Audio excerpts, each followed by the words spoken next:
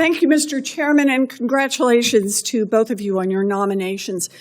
So it seems like Donald Trump is once again playing red light, green light, this time war with Iran. 3 nights ago, he bombed 3 sites and warned of, quote, many targets left to strike and threatened, quote, tragedy if Iran did not immediately capitulate. Last night, he declared the war is over, but now the ceasefire seems to be changing every few hours, and no one seems to know if it will hold.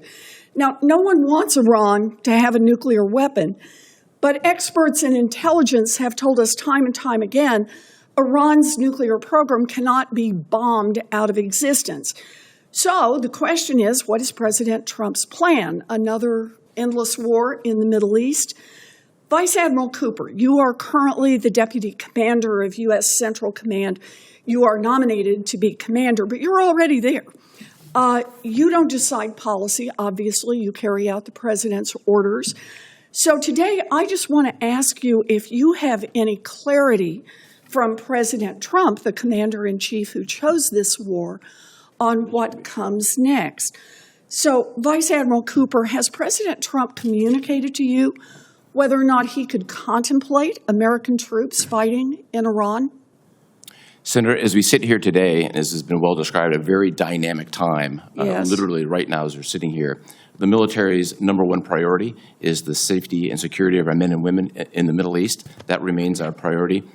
As I look to the future, with the prospect of confirmation, my obligation, and in fact my duty, would be to provide the Secretary of Defense and the President a range of options to deal with policies that he would lead. And that's exactly where I would be committed. Are you working on plans to deploy troops if the President orders it? Senator, as you well know, we are working on plans every single day. I think this forum isn't the appropriate forum to talk about specific plans on force posture or what we're doing today. Certainly could capture that in a classified environment that I understand is So I'm just trying to get whether or not there are plans. I'm not asking for what the plans are in particular. But I take it from what you're saying, the President has not ruled out American boots on the ground in Iran? Senator, I think from a military perspective, it's critically important today that we provide the maximum latitude and decision space to the Secretary of Defense and the President to decide on key plans and directions, and we'll be standing by to execute those, as is our duty to do. So on Saturday, President Trump and his administration claimed that the goal was to end Iran's nuclear program, not regime change, and declared complete victory with no evidence to support that. And then on Sunday, the president reversed course, posting, quote, that if the current Iranian regime is unable to make Iran great again, why wouldn't there be regime change? And yesterday he congratulated everyone on a ceasefire and said, quote, God bless Iran. Vice Admiral Cooper, has President Trump communicated to you how long he intends this war could go on if the ceasefire breaks?